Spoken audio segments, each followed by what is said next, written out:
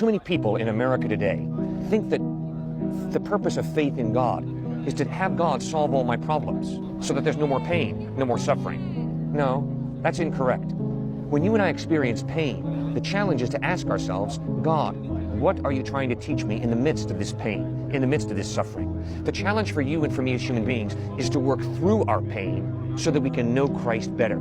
In Philippians chapter 3, verse 10, the Apostle Paul writes, I want to know Christ and the power of his resurrection and the fellowship of sharing in his sufferings. The fellowship of sharing in his sufferings. Do you understand? The all-powerful, eternal God humbled himself, became a human being, and suffered. Jesus experienced pain. And Peter writes that Jesus used pain to teach him to always obey the Father. You and I can experience pain. And when we experience pain, the challenge is, are we going to allow pain to wake us up to the deeper issues of life, or are we going to allow pain to drive us into depression, into bitterness, into anger, into resentment against God, into disappointment with God? When you read the book of Job, you're confronted by a man who experienced a ton of pain. And yes, he asked God hard questions. He asked all the why questions. Why, God, have you allowed this to happen to me? Why did this happen to me and not to somebody else? Why at this time and in this place? And God never answered one of Job's questions. But in the last 4 chapters of the book of Job, God comes to Job and starts asking Job questions like, where were you when the moon and the sun and the earth were created? And God gives Job a bigger vision of reality. God helps Job see how small we human beings are, how big God is. And if we think that we're going to be able to wrap our minds around all the difficult questions and have good solid answers, we are naive. There's a tremendous mystery to life, but God has given us minds so that we can begin to understand reality.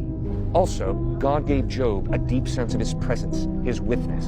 And that, friends, is the best way to deal with pain, to embrace the presence of God and to allow God to go with us through our pain. That is exactly what Mother Teresa did. She was a woman of deep faith, but she also struggled with depression. She also struggled with the hiddenness of God, with the silence of God.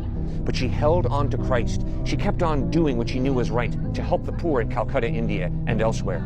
And as she continued to honor Christ with her life, she grew in faith. No, she did not always have overwhelming spiritual experiences. In fact, she struggled with real loneliness and real depression. But she held on to Christ, and she allowed pain to be a teacher instead of a discourager.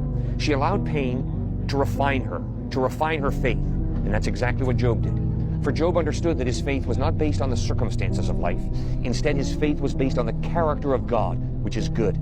Life is unfair. God is fair. Never get the two mixed up. Turn to a suffering God. Turn to Jesus Christ, for he can connect with you in your pain, in your anxiety, in your stress, in your depression, and he can pull you out and bring you joy and peace. God bless you as you put your faith in Jesus Christ.